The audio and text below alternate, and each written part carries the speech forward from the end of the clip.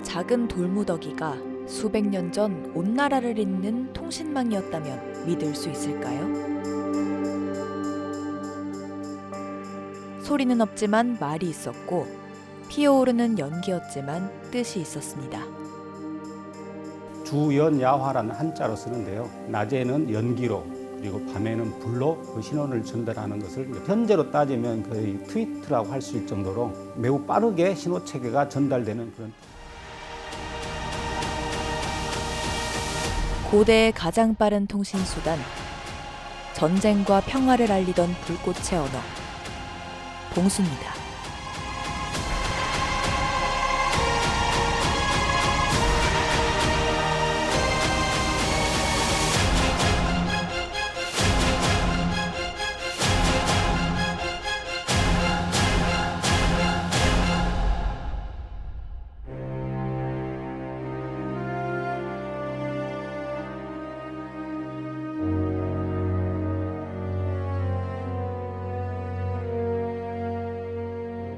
발굴 작업을 잠시 멈추고 보양덮개로 둘러진 이곳은 부안의 전방산 봉수 유적지입니다. 전방산 봉수는 조선시대의 각종 지리지와 고지도에 빠짐없이 등장하는 중요한 군사통신 수단이었는데요. 2019년부터 봉수의 규모와 형태, 축조 시기를 파악하기 위한 시골 조사가 시작됐습니다.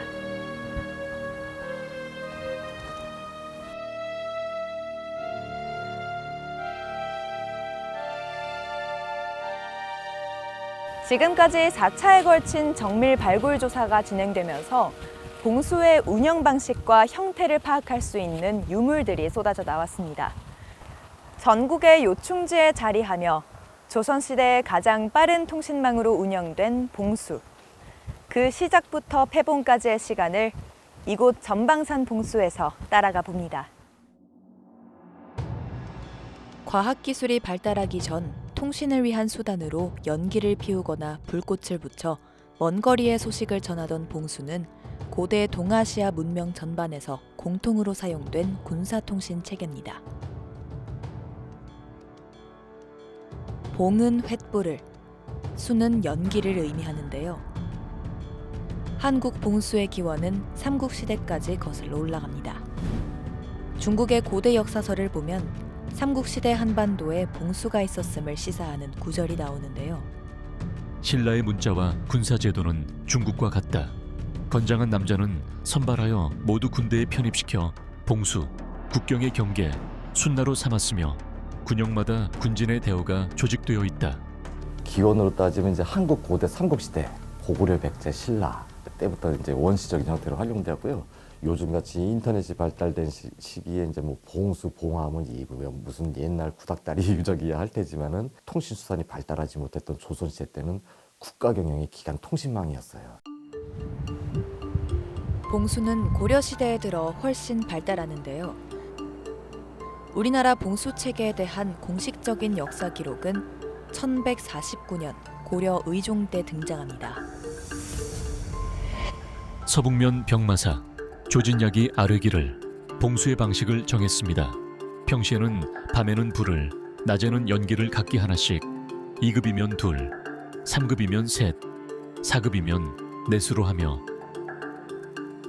고려의 봉수 제도는 횃불이나 연기를 4개까지 피우는 사거제를 실시했는데요.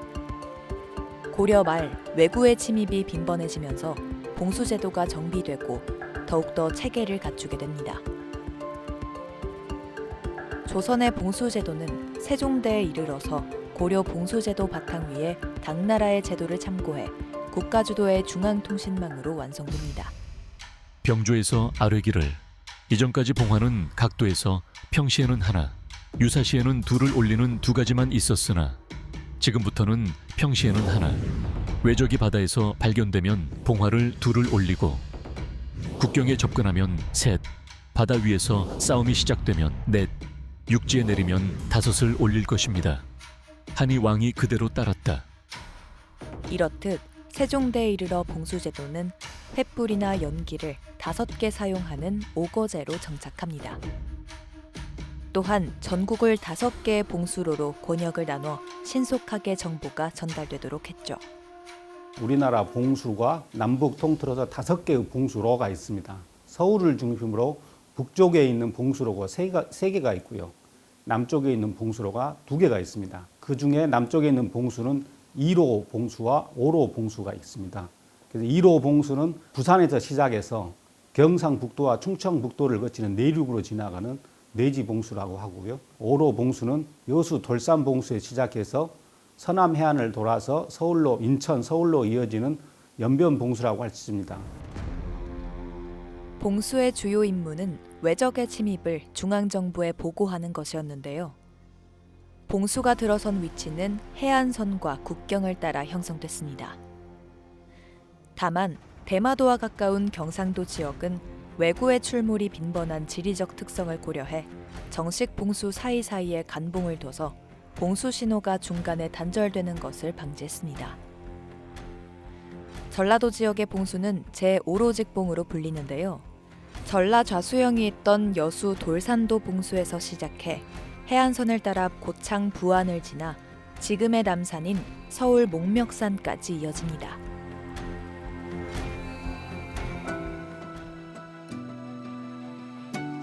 부안군 변산면에서 바다가 잘 보이는 야트막한 전방산 정상에 자리한 전방산 봉수. 총 61개의 봉수가 이어지는 제5로직봉의 28번째 봉수대입니다. 전방산 봉수를 포함해 제5로직봉 중 역사적 가치가 있는 봉수대 16곳을 묶어 국가지정문화재사적 연속유산으로 지정됐습니다. 제5로직봉 중 전북특별자치도 안에 위치한 봉수는 13곳인데요. 그중 부안의 전방산 봉수만이 이번 사적 지정에 포함됐습니다.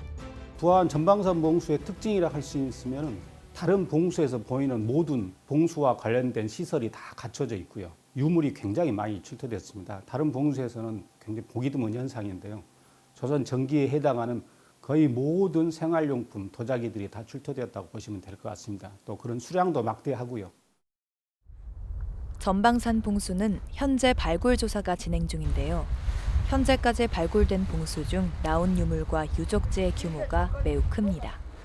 보이시는 커다란 석축이 봉화의 가장 중요한 부속 시설인 연대라고 합니다. 그래서 연대는 가장 높이 쌓아서 주변에 있는 적을 관찰하거나 적이 발견됐을 때 불이나 연기를 피우는 그런 가장 중요한 시설이 됩니다. 그래서 봉화에서 가장 높이 쌓는 시설이라고 할 수가 있습니다. 전방산 봉수의 가장 큰 특징은 연대를 만드는 돌 자체가 굉장히 큽니다. 이거 어디에서 우리나라 봉수 어디에서도 볼 수 있는 독특한 그런 모습이라고 볼 수가 있는데 특히 가운데 있는 돌 자체는 무게가 수톤에 이를 정도로 굉장히 크고요.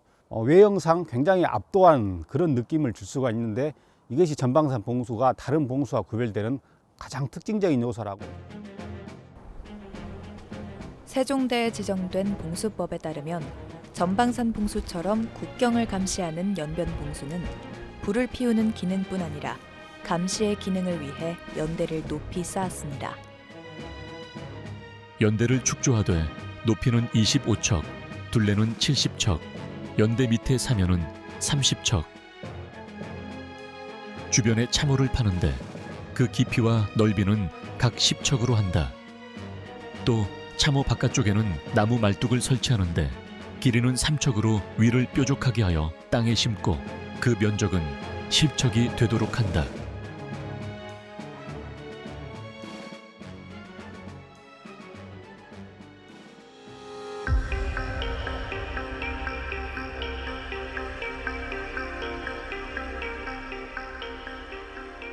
발굴된 전방산 봉수 유적의 형태를 보면 당시 연변 봉수의 규격에 비교적 부합하게 만들어진 것으로 보이는데요.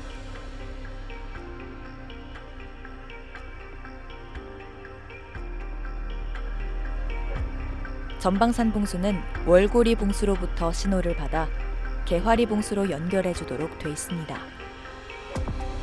연기와 횃불로 긴급한 공사 정보를 알린 봉수군. 이곳 격포 월고리 봉수에서 올린 신호는 여기서 10km 떨어진 전방산 봉수로 전달됐는데요. 오늘처럼 평온한 날엔 신호를 하나만 올렸다고 하죠. 경계에 이상이 없었다는 뜻인데요. 백성들은 그 봉수를 보며 안심하고 생활할 수 있었다고 합니다. 평상시에는 하나를 피우고 비상시에는 신호가 둘, 셋으로 점점 늘어나게 됩니다. 이처럼 봉수는 나름의 신호 체계를 갖고 있었는데요.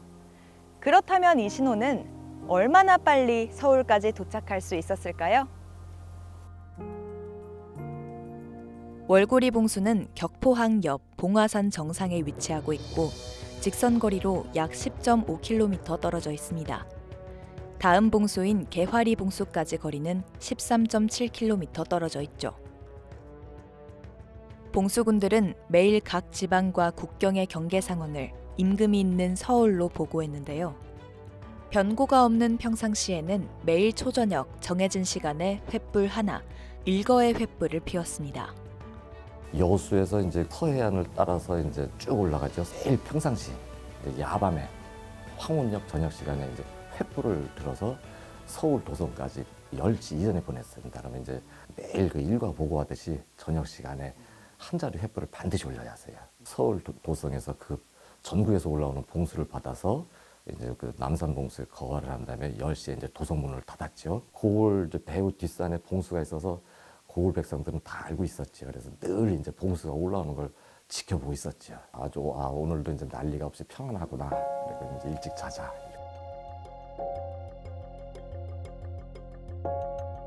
매일 하나의 횃불을 올림으로써 나라의 안녕과 무사함을 보고하던 봉화는 백성의 민심까지 안정시키는 역할을 했습니다. 그래서 한 개의 횃불은 평안보 또는 태평화라는 별칭으로 불리기도 했습니다. 그렇다면 초저녁에 시작해 밤 10시 안에 서울에 도착하려면 봉수 신호의 전달은 얼마나 빨라야 할까요? 빠르지요. 뭐 눈 깜짝할 사이에 우리 조상들이 좀 과장이 많아서인지 눈 깜짝할 사이에 뭐 1천리를 간다, 3천리를 간다, 심지어는 막 1만 리를 간다 그랬으니까요. 봉수가 야밤에 이제 어두컴컴할 적에 이산저산 봉우리에서 이제 횃불이 번쩍번쩍 올라가니까 금방 상대방 봉수가 이제 몇 시에 올라온지를 알고 있었어요. 그래서 이제 서양인들이 이제 구한말 때 조선에 와서 남긴 그들의 책이 있어요. 딱 읽다 보니까 이 봉수 한 구간마다 3분 불을 피우고 끄고 그럼 이제 다음 봉수 신호받아 또 3분 동안 올리고 그래서 이제 한 봉수당 3분씩. 전체 봉수의 수가 61개인 제5로직봉의 경우 봉수 한 곳당 3분씩 계산했을 때 3시간 정도면 여수에서 서울까지 소식이 전달되는 셈인데요. 당시로서는 엄청나게 빠른 초고속 통신망이었습니다. 비록 봉수라는 체제가 신호체제가 중국에서 시작됐지만 가장 완벽하게 잘 운영되고 가장 후대까지 잘 활용되고 봉수는 신호체계로서 가장 완벽한 사실 이론적으로는 가장 완벽한 신호체계라고 할 수가 있습니다. 그 어떤 시설도 여수에서 시작해서 서울에 이르는 동안 수시간 만에 그 신호를 전달하는 시대는 지금도 어렵습니다. 사실 전화기가 이동통신이 발견한 시대는요. 그런 시설을 이제 조상들이 끊임없이 운용하고 이것을 활용하고자 했던 그런 노력들도 있고요. 봉수의 간격은 짧게는 3-4km, 멀게는 18km까지 떨어진 것도 있는데요. 대체로 10km 안팎으로 육안으로 식별이 가능한 만큼 간격을 유지했습니다. 하지만 날이 흐리거나 안개가 끼는 날처럼 불빛이나 연기가 잘 안 보이는 날은 어떻게 했을까요? 무조건 봉수군이 진짜 무식하지만 이제 산에서 내려서 달려갔죠. 그리고 달려갈 적에는 이제 허리춤에 방울 3개를 걸었어요. 3개를 걸고 딸랑딸랑하고 뛰어가면은 그 길 가던 사람들이 길을 비켜줬고요. 그리고 다행히도 인근에 또 역이 있다면은 역마 빌려 타고 빨리 다음 봉수 말 타고 가서 알렸지요. 삼열총 구멍이 3개 난 총인데 위력이 약해서 이제 신호용으로 써야겠다 하더라고요. 그래서 이제 정말 깃발을 높이 들어서 뭐 무슨 신호를 보냈거나 악기 이제 진 깽가리 같은 걸 요랑에 쳐서.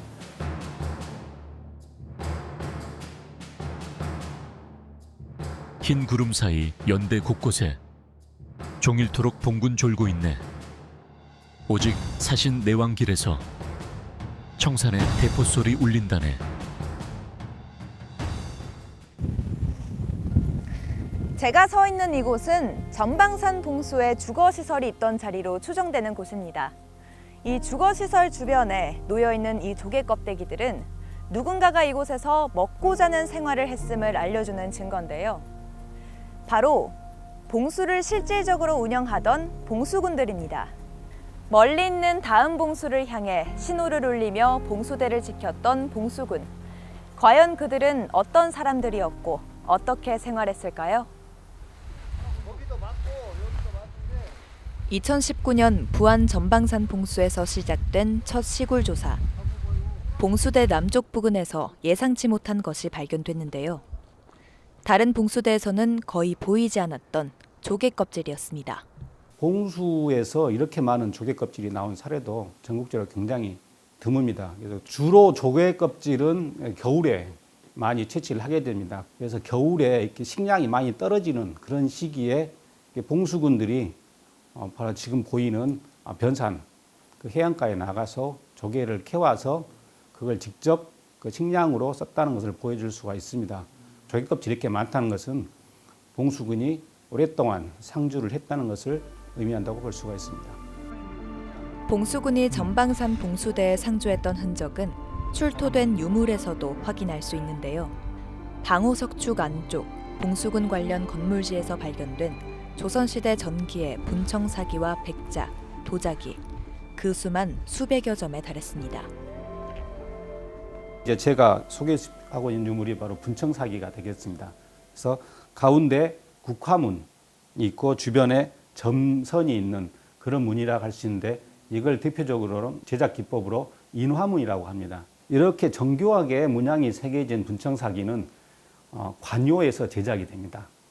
조선 전기에는. 그래서 이러한 분청사기와 백자는 봉수군이 직접 구한 것이 아니고 국가에서 관요에서 구워서 봉수에 배정을 했던 유물이라고 할 수가 있습니다. 국가에서 심혈을 기울여서 전방산 봉수에 물건을 공급하고 했다는 것을 볼 수 있는 또 의미라고 볼 수가 있고요. 봉수대 내부에도 봉수군들이 생활할 수 있는 주거시설을 설치했는데요. 조선시대 봉수대 추정도를 보면 주거 공간과 우물, 생활용품을 넣어둔 고사를 볼 수 있습니다. 봉수군들이 봉수대에 머물러 생활했다는 흔적은 전방산 봉수대에서도 쉽게 찾아볼 수 있습니다.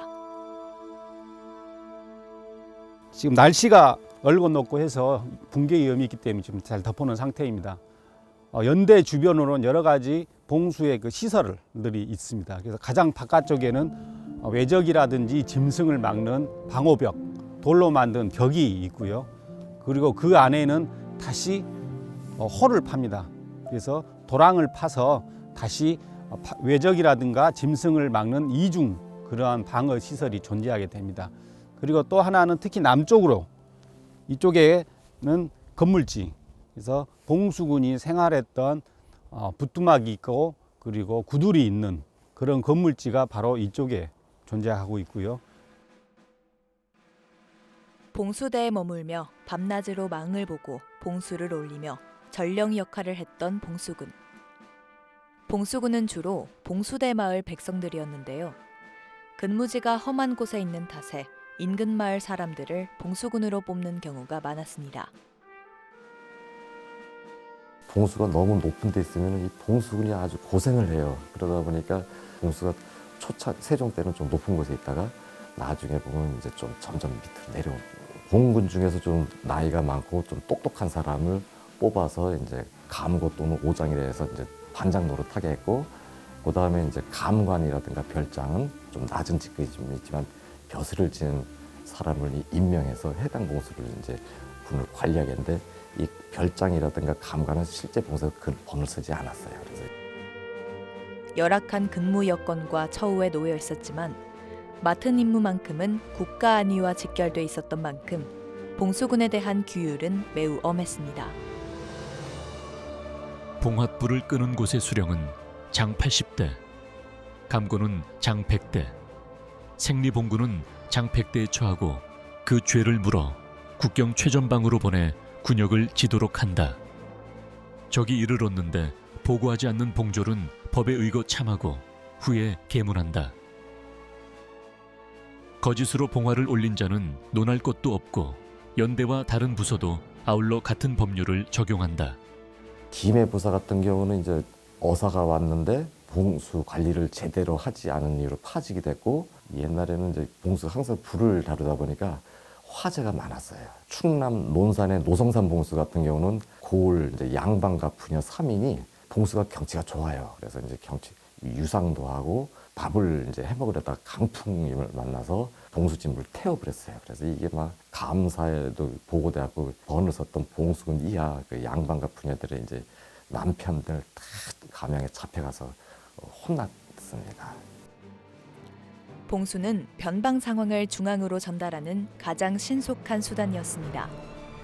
물론 빛을 이용한 전달 방식이라 상세한 정보를 전달하지 못한 단점도 있었죠.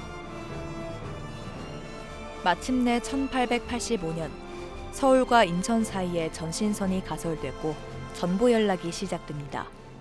고종 26년 1889년 되면 이제 전신 전화가 보급되니까 보통 이 한 봉수를 운영하기 위해서는 100명 내외의 봉수군이 필요했어요. 그러다 보니까 고을 군역이 적은 고을에서는 봉수가 하나의 큰 폐단이었거든요. 그래서 전신 전화가 도입되다 보니 많은 비용과 인력이 들어가는 봉수는 더 이상 이제 유지시킬 이유가 없었죠. 고종 32년 1895년 공식적으로 모든 봉대는 폐지한다 규정이 됐습니다. 봉수를 상징하는 연대의 형태가 잘 보존돼 있고 거화, 방호시설과 저장시설 등이 온전하게 남아있어 문화재적 가치가 높은 것으로 평가된 부안전방산 봉수. 우리나라의 특별한 통신체계로 조선시대 국난 극복의 신호가 된 통신유적. 그 가운데 부안전방산 봉수가 자리하고 있습니다. 부안 전방산 봉수는 지난 2023년 국가지정문화재 사적 제5로 직봉 연속유산으로 지정됐습니다. 전북 지역에 있는 연변 봉수 가운데 가장 웅장하고 형태가 잘 보존된 부안 전방산 봉수. 조선시대의 봉수 제도의 이해를 높이기 위한 사료로 후손에게 물려줄 자랑스러운 문화유산으로 잘 알려지도록 체계적인 보존과 학계의 연구가 계속되길 바랍니다.